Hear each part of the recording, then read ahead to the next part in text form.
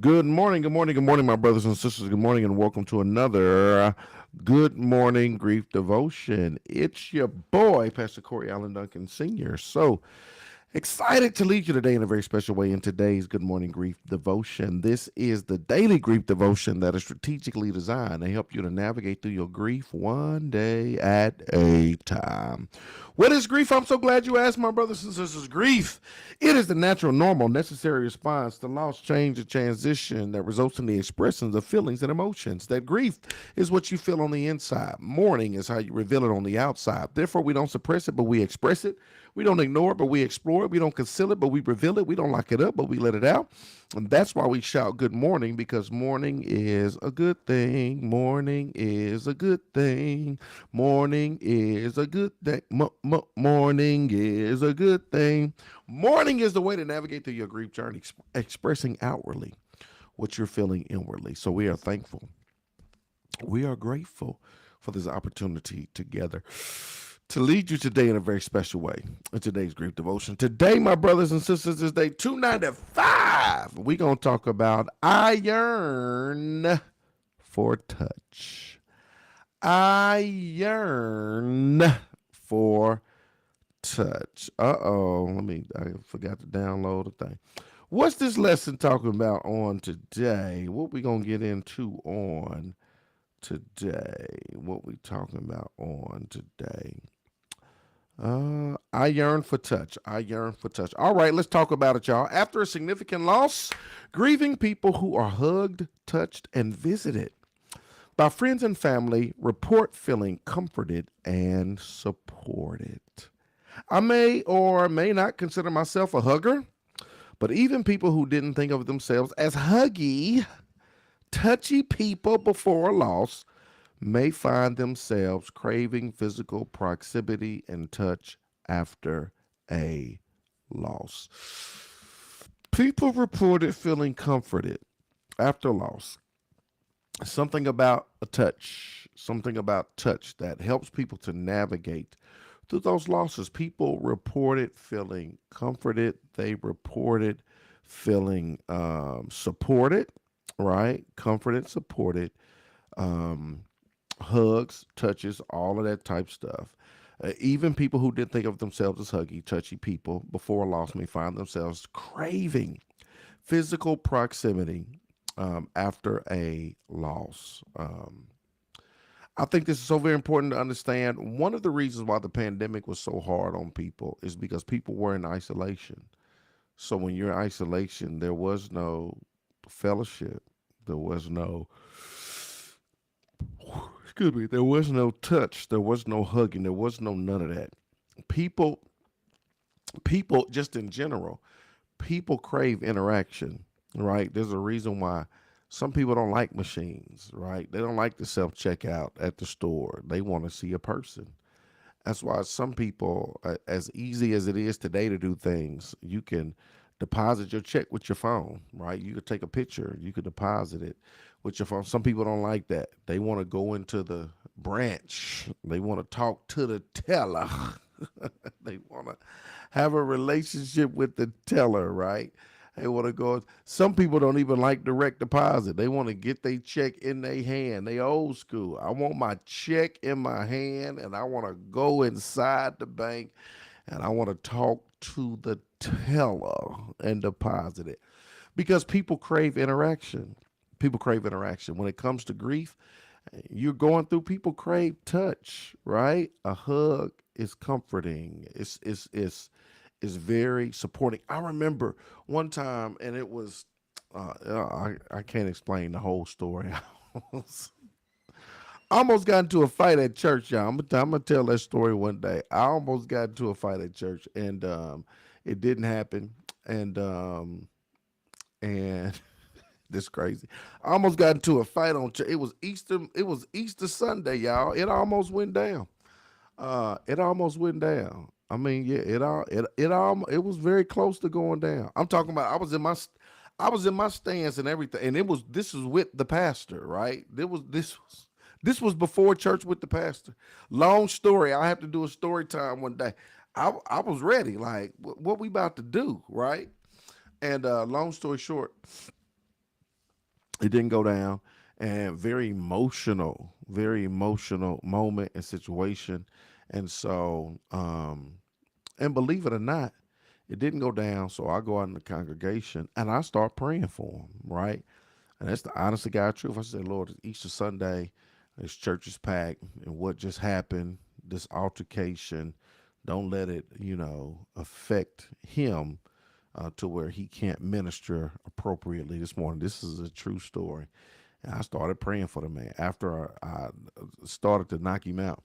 I started praying for the man, but it was very emotional. And so I'm standing there on the front row and by myself, right? And then all of a sudden, and I didn't know who it was at the time, but somebody had came up next to me and they just grabbed my hand, right? They just grabbed my hand and my eyes was closed. And so I didn't know who it was, but they grabbed my hand and I grabbed theirs and they held it tight and I held it tight. And they knew something had happened. They didn't know what had happened, but they knew something had happened. And in that moment, eventually, when I opened up my eyes, it was one of the mothers of the church. And as I said, she didn't know what happened. She knew something happened. She didn't know what happened. But it was the simple act of grabbing my hand in that moment. Oh my God. When I tell you, it was so comforting. And again, I didn't know who it was because my eyes was closed. It was an emotional moment. There's a lot going on. But the simple act of grabbing my hand in that moment, that touch in that moment was so comforting. I felt like I wasn't alone. I felt like I wasn't by myself. I felt like I had somebody that was standing by my side. I felt like I had somebody that was with me as I was navigating this high emotional moment, pivotal circumstance. And I know if I felt that just from that interaction, right? You got to know and understand as we grieve, as we go through this process, we crave for that touch, right? That support to make us feel like we're not alone, make us feel like we're not in this by ourselves, make us feel like we got support, make us feel like we're comforted, we got somebody by our side, and it becomes very comforting, right? When we have that. Now, this was important to note. This was important to know. When we are touched in comforting ways, our bodies are flooded. It's not just that there's something that happens chemically in the makeup of our body when this happens. When we are touched in comforting ways, our bodies are flooded with dopamine. Our bodies are flooded with serotonin. Our bodies are flooded with oxytocin. That's what we feel. All them warm, gooey feelings of support and comfort. That's what we're feeling in the moment. Our bodies are flooded with all of these chemicals, these feel good hormones, right? They help to regulate our mood and make us feel calmer and happier. Lack of touch has the opposite effect. These are the same things, same chemicals we feel even when we eat food, like comfort food, right? You eat that food, and oh my God, all of these, oh, it feels so good, right? Because your body's, that's why they call it comfort food. It's comforting. Your body begins to release all of this stuff. And so, even from a physical standpoint, the hormones we regulate our body, make us feel calmer and make us feel happy. So there are so many benefits. There are so many benefits to it. And then I love it because it says lack of touch has the opposite effect. If we go through and there is lack of touch, right?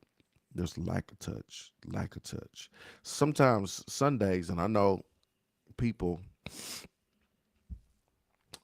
at church, sometimes that's the only interaction some people get, right? Only hug from a neighbor some people get. And so it's important, right? The oxytocin, the serotonin, the dopamine, those hormones. I feel calmer, I feel happy, I feel loved, I feel supported, right? It's such a vital part of our grieving. Look at this final thought, y'all. I'm gonna dig into this final thought. When I yearn for touch, I seek out appropriate ways to feed my touch starvation. When I yearn for touch, I seek out appropriate, appropriate ways to seek out my touch starvation. I think even that wording is unique. My touch starvation. There is a part of all of us that desire that touch. We have that touch starvation. We have to feed. We have to feed it, but we got to feed it what in appropriate ways because our bodies desire to feel good, to feel calm. Y'all, we can also engage in inappropriate ways, right? Inappropriate touches, not inappropriate in like the way a older person would touch a person that's underage, but inappropriate in trying to satisfy that touch starvation in ways that are not in alignment with the word, the will, and the wisdom of God. Y'all know what I'm saying, right? So we got to be careful. That's why even times of grief and mourning, there are very vulnerable times because it's very emotional, right? And people do want to comfort, and but and some people will pray with you, but then some people will pray on you, right? Prey, not Pray. Some people will pray on you because they know you're vulnerable, right? I've seen it happen, right? I've heard stories. And not just them, but you're vulnerable. And because you long for comfort, you long for support, you long for touch, you long to feel anything other than what you're feeling, even you in your grief, you'll seek out inappropriate connections and situationships just to make you feel good. And this is the thing, you're going to feel good in that moment. You're going to feel good in that moment. But afterwards, you may not feel as good. You're going, why did I do that? And a lot of times we compound the problem. You feel good in that moment, but then you start to compound the problem. Then a lot of people start doing things as coping mechanisms. So this is how I cope. This is how I cope. This is how I get through. It's just like a hit. Like the same way people get high off drugs, same people get high, they get buzzed, they drink, they numb the pain. It's the same thing. So you start hooking up with person after person after person after person just for the simple fact of releasing this dopamine, this serotonin, feeling good. So you give yourself away. That's not what the songwriter meant when he said, "I give myself away."